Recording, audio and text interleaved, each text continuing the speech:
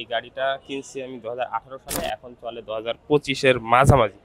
So এত বছর পরেও আমার গাড়িটা এখনো স্মার্ট কার্ডটা আমি পাই নাই, নানান ভোগান্তি। সো ভোগান্তির টোটাল স্টোরিটা পরে বলি, আগে চলেন এই যে এইখানে দেখতে পারতেছেন লম্বা একটা সিরিয়াল। সো এই সিরিয়ালে যে আগে আসলে কার্ডটা পাই কিনা এতদিন পরে এসে আমার মেয়াদ দেওয়া ছিল গত মাসের 29 তারিখে, আজকে আরও 15 দিন ওভার হয়ে গেছে। মিরপুর বিআরটি ভোগান্তির শেষ নাই। সো আগে লাইনে দাঁড়াই, দেখি কার্ডটা পাই কিনা, তারপরে এই টোটাল স্টোরিটা এবং ভোগান্তি যে মানে ভুগছি আমি এতগুলা বছর, সো সেই ভোগান্তিটা আপনার সাথে শেয়ার করব। ভিডিওটা শেষ পর্যন্ত দেখেন, অনেক অজানা বিষয় আপনাদের ক্লিয়ার হয়ে যাবে।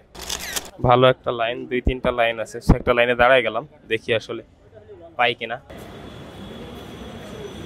তো ব্যাপার হয়েছে যে এই 121 থেকে এখন এই যে 120-এ এরকম একটা আমার গাড়ির সিরিয়াল একটা টোকেন ধরি আসলে পাঠিয়ে দিল। আর যেখানে এই যে 4 নম্বর কাউন্টার, এখান থেকে একটা আমার কাগজটা রিসিভ করে বললো এই যে 2 নম্বর কাউন্টার আছে এদিকে, এইখানে বলা হবে আমার নাম, তারপরে আমার রেজিস্ট্রেশন কার্ডটা দেওয়া হবে। তো এখানেও মোটামুটি দেখেন সিরিয়াল কতক্ষণ পাবো জানি না, বাট ওয়েট করি। প্রখর রোদ। অবশেষে এই যে কার্ডটা পাইলাম। তো মানে একটা কার্ড পাইতে যদি বাংলাদেশের 18 সাল থেকে এখন 25 সাল, কয় বছর আগে, 5 আর 2 7 বছর প্লাস লাগে একটা নাম পরিবর্তনের কার্ড, তাহলে বুঝেনি কি অবস্থা হয়। আর এখানেও ভোগান্তি, এক রুম থেকে আরেক রুম। যাও, আমি অনেক ভিড়ের মধ্যে তাড়াতাড়ি পেয়ে গেলাম, বাট লাকি এটা। এবার আপনার সাথে স্টোরিটা শেয়ার করি। বাট এখানে প্রচুর গরম, কারণ ঠান্ডা কোথায় যায়।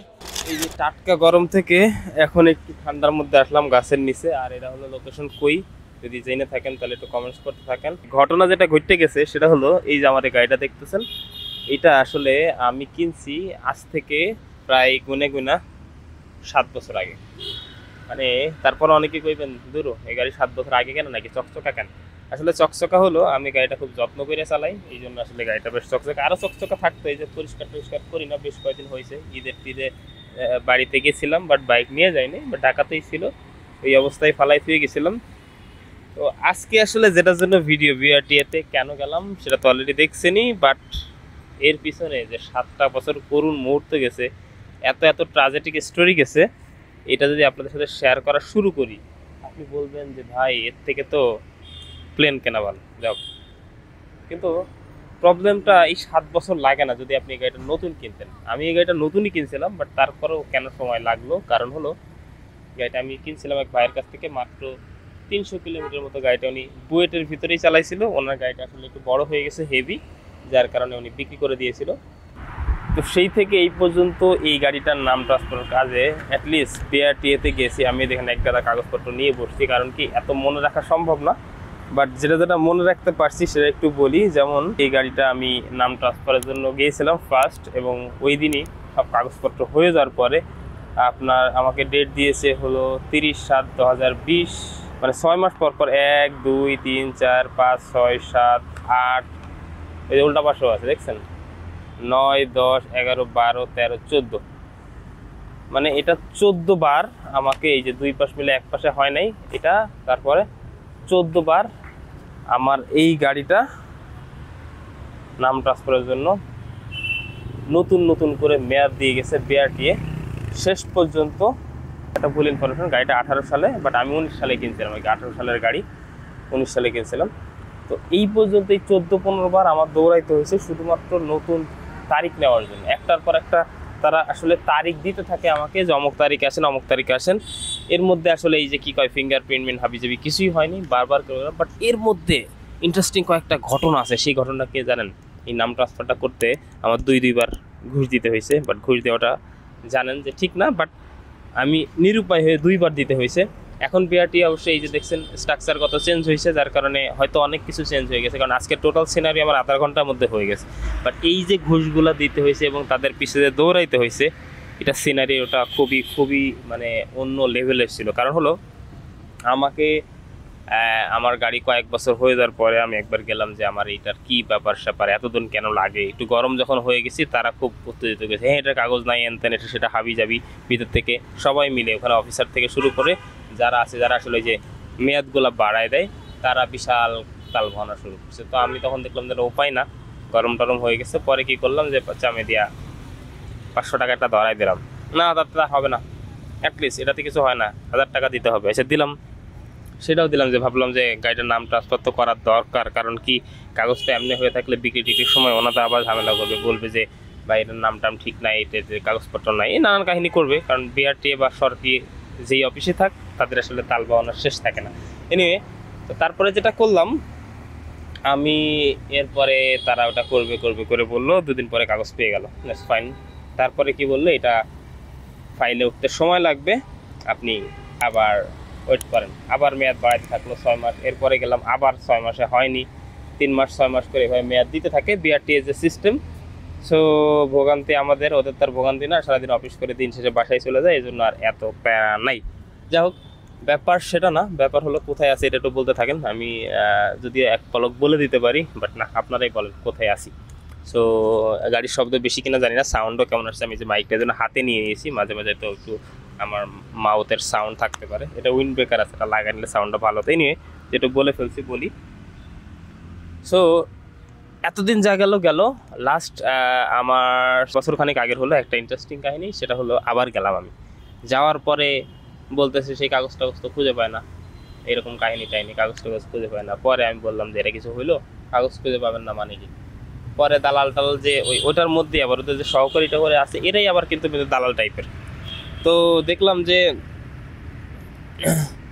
একটু ধান্দাবানির কথা যখন একটু টাচ পাইলো, তখন সাথে সাথে এদিকে বলা বেরি ওদিক থেকে কাগজ চলে আসছে, মানে তৎক্ষণাৎ কাগজ চলে আসছে। বাট কাগজ চলে আসলে আমি একটু খুশি হয়ে গেলাম যে না ঠিক আছে, কাগজ তাহলে পাওয়া গেল, যে ধান্দাবানি যেটাই করে হোক কাগজ তো দিস।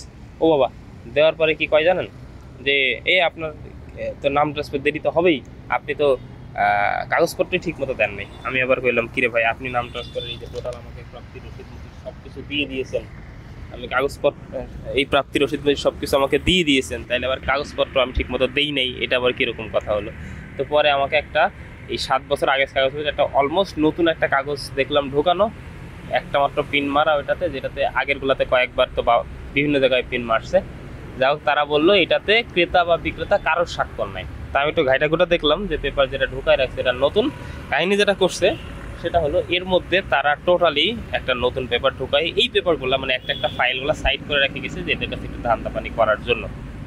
তো আমি যেটা বুঝলাম, বাট এখানে চিল্লাপাল্লা করে কোনো লাভ হবে না, যেটাই বুঝলাম, তারা কাগজ কলমে আমাকে দেখাচ্ছে যে ফল্ট আমার। বাট আমি বললাম তাহলে আমার এই কাগজটা কোন হিসাবে আপনি দিলেন? কই তখন ভুল করে দিয়ে দিছে। মানে কি, তখন ভুল করে আপনারা এত সহজে বিআরটিএ থেকে এত চেক করেন, আর এটা ভুল করে আমাকে দিয়ে দিলেন, এটা আমাকে বিশ্বাস করতে হবে।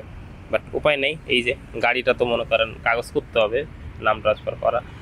এখন যা হোক, তো আমি বললাম কই কী করতে হবে? কয় যে এই কাগজে একটা সই করেন। দিলাম সই, ঘ্যাচাং করে একটা সই মারে দিলাম। পরক্ষণে কি বলে যে আপনার বিক্রেতার সই তো নাই। এইবার তো মাথা খারাপ, বিক্রেতার সই নাই মানে কি করতে হবে? কয় বিক্রেতাকে লাগবে। আমি বলছি ভাই গাড়ি কিনছি দেখছেন কত সালে, 19 সালে, এটা কত সাল চলে? 25 সাল, মানে 25 সাল বা আপনার কি বলে 24 সাল চলে। তখন এত বছর পরে কি আপনার মনে হয় যে বিক্রেতা বাইচে আছে? কয় তা তো জানি না ভাই, বিক্রেতার সিগনেচার লাগবে। তো এইটা তো বিশাল কাহিনী, কারণ আমি তো ভাই এত বছর আগে যার কাছে সব কিছু ওকে, এতদিন পরে যদি বলে বিক্রেতা সাইন নাই, আবার ক্রেতারও সেই সাইন নাই, মানে একটা পেপার বুঝেন, যে পেপারে এত কিছু চেক হয়, একটা পেইন পেপার জাস্ট 3 লাইন উপর একটা লেখা, 3-4 লাইনে একটা লেখা, দেখলাম যে ওই যে মানে বিক্রি করছি এরকম একটা স্বীকৃতি নাম বা কিছু একটা থাকে, এরকমই কিছু একটা। আমার কাছে পেপারসটা মোবাইলে ছবি তোলা ছিল, বাট আমার মোবাইলটা আসলে মাঝখানে একটু প্রবলেম হতে, ফরম্যাট অনেক কিছু দিতে হয়েছে, মানে কি কয়, যার কারণে আর পেপারগুলো হারিয়ে ফেলছি। ভিডিওটা করবো বলে বুঝছিলাম না, বাট ভাবলাম যে পেপারটা এখন পেয়ে গেছি, আপনাদের টোটাল সিনারিওটা আসলে জানাই, লম্বা হয়ে যাচ্ছে ভিডিওটা। বাট তারপরে কি করলাম, সিগনেচার করলাম, কি করতে হবে? কয় এক কাজ করেন, ওনারা ফোন দেন। আমি বিক্রেতার নাম্বার কই পাবো? কই যে এখানে নাম্বার আছে, ফোন দেন। দিলাম ফোন, স্যার আলহামদুলিল্লাহ ধরলো। বাট প্রবলেম ইজ, সে ওই সময়ে তার অফিসের কর্পোরেট মিটিংয়ে স্পেশালি সে ওই সময় আসতে পারবে না। এখন আমি বললাম ঠিক আছে, তাইলে এক কাজ করি, আমি সিএনজিতে করে নিয়ে যাই, আপনি নিয়ে আসেন। কয় হ্যাঁ নিয়ে যান। তো পরে দেখলাম সে আমাকে পেপারটা ধরাই দিব এইভাবে। আসার পরে আমার যেটা মনে হলো, সে যদি বলে এখানে এই পেপার মিসিং, ওই পেপার মিসিং, আপনি এটা ঠিক করে আনতে পারেন না, এটা হারাই ফেলছেন, মানে কেলেঙ্কারির শেষ নেই, বুঝেন? ওই ফাইল ওদিকে আবার আরেক জায়গায় ফালাই দিবে, পরে ওই ফাইল বের করতে আবার ধান্দাবানি করো, মানে এটা বিশাল কেজি কিস্তি। আবার আমার সাইড দিয়ে টোকা দিলে এক কাজ করেন, আমি সিস্টেম করে দিচ্ছি, এর জন্য 3000 টাকা লাগবে। হ্যাঁ আসপান্তে পড়লাম 3000 টাকা লাগবে সিগনেচারের জন্য। তো ভাবলাম যে না, এত কাহিনী করা যাবে না, ওরা সাইডে নিলাম যে ভাই কী করা যায়। পরে করলাম যে ভাই ছাত্র মানুষ, কিছু তো করার নাই, শাস্তি হবে ছাত্র, কিছু করার নেই। পরে বললাম যে ছাত্র মানুষ, এক কাজ করেন, 500 দেই, আপনি এই করেন। আরে বা ফাপড়টা, আরে ভাই আপনাদের তো ভালো কিছু করতে নাই, এগুলো করা যায় না, এইগুলো অনেক কাহিনী টাহিনী করে ঠিক আছে 1000 টাকার একটা নোট দিলাম। ভাই নোট দিলাম তো দিলাম, তো বলছে যে আপনি দেওয়ার আগে যেটা বললো যে আপনি এখন আজকেই ফিঙ্গার টিঙ্গার দিয়ে চলে যাইতে পারবেন। ওই তো ভাবলাম যে ঠিক আছে, ঝামেলা মিটে যাক, ফিঙ্গার টিঙ্গার দিয়ে আমি তাইলে চলে যাই। ও বাবা, দেওয়ার পরে বলতেছে আজকে তো বৃহস্পতিবার, কালকে শুক্র শনি 3 দিন লাগবে এটা আপডেট হতে, তো আপনি শুক্র শনিতে তো পাবেন না, আপনি যেটা করেন রবি সোমবারে আমার ফোন দিয়ে আসেন, ফোন দিয়ে দেখবেন যে আপনার পেপার আপডেট হয়ে গেছে। ও বাবা, পরের দিন গেলাম, বেচারা কোনো খবর নেই, মানে যাওয়ার পরে কোনো খবর নেই। তো যে ফোন দিলাম তার আরেকজন হাতে ধরাই দিল যে ভাই আপনি একটা কাজ করেন, যে ওই আপনার কাগজটা চেক হয়েছে, বাট আরেকটা প্রবলেম আছে। কি প্রবলেম ভাই? আপনার একটা লেট ফি আসছে। কীরকম লেট ফি? যে আপনি এতদিন কাগজ মানে ফিঙ্গার টিঙ্গার দেন নাই বা কাগজ করি নাই, পরিবর্তন করে এই জন্য। ভাই আমি তো পেপার জমা দিয়েছি সেই কালে, কেন এতদিন হবে? ভাই এটা তো সিস্টেম, এটা না হলে হবে না। এই গেল আর এক কাহিনী, মানে বুঝেন ব্যাপারটা। তারা লেট করছে, সেটা লেট ফি ব্যাংকে এখন আমাকে দিতে হবে। অ্যামাউন্ট আমার মনে নেই, বাট মোটামুটি একটা অ্যামাউন্ট ছিল, যে অ্যামাউন্ট আমার একটা কাগজ দিল যে এই ট্যাক্স টোকেনের পরে এই লেট ফিটা আপনি দিয়ে আসেন। দিয়ে সেই মানে যে ওই যে ভিতরের অফিসারের অ্যাসিস্ট্যান্ট ছিল তার কাছে সে নাই, বলছে ওইটা আরেকজন আছে, তার কাছে এই পেপারটা দিয়ে চলে যাবে। দেওয়ার পরে ভাই রে ভাই, আর কোনো খবর নাই, আর কোনো খবর নেই। এটা আসে না 2 মাস 4 মাস হয়ে গেছে। পরে নক দিতে দিতে আজকে এই কালকে সেই, তারপরে একদিন আবার গেলাম, যে একটু গরম হয়ে গেলাম ভাই, মানে ধান্দা পানি তো কম করার নাই, বাট এমনি করে আর কতদিন। তো এই নানান কাহিনী সেটা করে প্রথমে একজনদের চেক করলাম, আসে নাই, হয় না, এখন তো ফাইল উঠে নাই। পরে এটা ফোন দিয়ে আমি ভাই আমার 2 ঘন্টা লাগবে, আমি আসতেছি। পরে একই থেকে একজন আসলো, আসার পরে এর মাঝখানে সে আমার গরম হওয়াতে সে কী করছে, ফাইল উঠাই ফেলছে আর কি। সে এসে বলছে এই যে ফাইল উঠে গেছে, ফাইল উঠে, আপনি এক কাজ করেন, জান এই হচ্ছে ফিঙ্গার দিয়ে আসেন। যাই হোক, একটা পেরেশানিতে মুক্ত হলাম যে অ্যাটলিস্ট এইটা সফটওয়্যারে উঠে গেল, কারণ তার আগ পর্যন্ত কাগজ কলম ফাইলে ছিল, ফাইল থেকে হারাই গেলে তো নাই। তো এটাই একটা ব্যাপার, কারণ ওদের কাছে হারানোটা খুব ইজি ব্যাপার, যেমন ছুঁড়ে বিআরটিএতে ফেলে, এটা মানে সবাই দেখছেন। সো ফাইনালি যখন এটা দিলাম কাগজপত্রটা দেওয়ার পরে, এবার মনে করেন আমাকে 6 মাসের একটা টাইম দিল। 6 মাস পরে এই যে আমার লাস্ট 29 বা 30 তারিখে আসলে এই সার্টিফিকেট মানে এই ট্যাক্স কার্ডটা আনার মেয়াদ ছিল। আজকে আমি ফাইনালি সোনার হরিণী বলতে হবে, আসলে 6-7 বছর যে ভোগাইছে, এই যে আমাকে শেষ পর্যন্ত এটা তারা আমাকে ধরায় দিল আসলে। তো এই ছিল মোটামুটি কাহিনী, বুঝতেই পারতেছেন এটা আনতে যে আমার কি কাঠখড় পোহাইতে হলে 6 থেকে 7 বছর, এই হলো আসলে কাহিনী। তো যারা নতুন গাড়ি কিনেন তাদের এক স্টেজে খুব আর্লি হয়ে যায়, কারণ প্রথমেই তারা সফটওয়্যারে উঠাই ফেলে। বাট যারা মালিকানা পরিবর্তন করেন, শুধুমাত্র বিআরটিএতেই মনে করে লক্ষ লক্ষ কপি এরকম আছে, এরকম ফাইল রয়েছে, যারা আসলে মালিকানা পরিবর্তন এরকম যে দৈরাত্য, এই দৈরাত্যের পিছনে ঘুরতেছে আমার মতো। সো একটা গাড়ির নাম পরিবর্তনের মানে একটা সফটওয়্যার থেকে, আগে সফটওয়্যার আছে, নতুন কাগজপত্র দিয়ে এই সফটওয়্যারটা জাস্ট এন্ট্রি করবে যারা হচ্ছে যে আপনারা দেখেন কম্পিউটার অপারেটর বা মানে যাদেরকে নিয়োগ দেয় তাদের মাধ্যমে, একটা মানে ওই গ্রেডের একটা অফিসার দিয়ে তাদের মাধ্যমে এই ফাইলগুলো উঠানোর জন্য এত কাহিনী করে এই 6-7টা বছর ধরে। তার মানে বুঝেন এরা আসলেই করে কি। হ্যাঁ, অনেক ফাইল অনেক গাড়ি ঠিক আছে, বাট তাদের লোক বলো তো যেটা আছে, না হলে বাড়াইতে হবে। বাট এই মানুষের এত বছর ধরে ভোগান্তি দেওয়ার কিছু নেই। এনিওয়ে, সো আমার গাড়িটা বেশ ভালোবাসার গাড়ি, অনেক যত্ন করে চালাই, যার কারণে গাড়িটা আমি বিক্রি করি নাই। বাট বিক্রি করার সময় যদি যার কাছে বিক্রি করতাম, এই বেচারা আবার নতুন করে নাম প্রশ্ন হতো, তারপরে মনে করেন তার আবার এরকম বছরকে বছর ঘুরতে হতো, ভাই কবে আসবে, কবে ফিঙ্গারপ্রিন্ট দিব। কারণ আমার ফিঙ্গারপ্রিন্টটা তখন যে টাকা পয়সা দিয়েছে এটা তো মায়ের হয়ে গেল বলতে সরকারি খাতায় গেছে, বাট সেটা তো মনে করেন আর লাগছে, নতুন করে তার আবার দিতে হতো।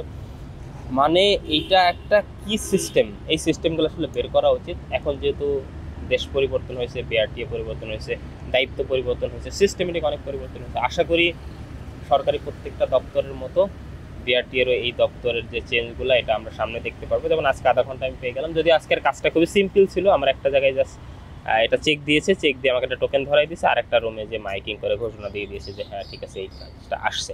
বাট আমারটা অনেকের আগে পেয়ে গেলাম, কারণ আমার রিসেন্ট ডেট ছিল, অনেকের দেখলাম অনেক আগের ডেট, যার কারণে যেটা হয়েছে কি অনেক লেট করে পাচ্ছে না, না পাওয়ার কারণ হলো খুঁজে পাচ্ছে না, অনেক ফাইল নিচে পড়ে গেছে, মানে অনেকগুলা কার্ড একসাথে থাকে, কারণ হাজার হাজার কার্ড, কার কোন ডেটে আসে বা অনেকে দেখা গেলো ডেট চলে আসছে তারপরেও আসে না। তো যাদের আসলে ডেট চলে আসে বা মেসেজ আসে না তারপরও আপনারা ওই ডেটে চলে যাবেন বা কাছাকাছি ডেটে চলে যাবেন, দেখবেন আপনার মানে কি কয় কার্ডটা রেডি হয়ে গেছে। অনেকেরই এখন মেসেজ আসে না, আমি নিজেও মেসেজ পাইনি, বাট ডেট অনুসারে চলে গেছি ইনশাল্লাহ, আলহামদুলিল্লাহ যে আজকে কার্ডটা পেয়ে গেছি। সো এই ছিল আসলে আমার এই মানে কি বলে এটারে টাট্টু ঘোড়ার মালিকানা পরিবর্তনের জাস্ট মানে সফটওয়্যারগত ওঠার বিশাল এক কাহিনী। সো যারা যারা এরকম ভোগান্তিতে পড়েছেন কমেন্টস করতে থাকেন। ভিডিওটা লম্বা হয়ে গেল টোটাল ডিটেলসটা বলার জন্য। যদি ভালো লেগে থাকে অবশ্যই একটা লাইক কমেন্টস করে রাখেন, সাবস্ক্রাইব করে রাখেন, ফলো করে রাখেন। আর এরকম বিড়ম্বনায় যারা পড়বেন চাইলে আমাকে ইনবক্সে নক করতে পারেন। আমি যেই সব বিষয়গুলো আসলে ফেস করছি চেষ্টা করব সেগুলো আপনাদেরকে শেয়ার করা যায়। সো ভিডিওটা লম্বা করার জন্য দুঃখিত। আর যারা এখনো বলতে পারেন নাই কোথায় আছি, এখন আসছি আসলে হাতিঝিলে বিআরটিএ থেকে টানা টান দিয়ে চলে আসলাম। রাস্তা মোটামুটি ফাঁকা ছিল, তো বাসা যেহেতু এর আশেপাশেই ভাবলাম যে একটা ঠান্ডা জায়গায় বসে আপনাদেরকে আসলে টোটাল সিনারিওটা বলার চেষ্টা করি, কারণ অলমোস্ট এখানে 15 মিনিট ধরে কথা বলছি, আরও বেশ কিছুক্ষণ আপনারা শুনছেন। তো এতক্ষণ কষ্ট করে টোটাল গল্পটা শোনার জন্য অবশ্যই ধন্যবাদ। দেখা হচ্ছে পরবর্তী ভিডিওতে। আল্লাহ হাফেজ।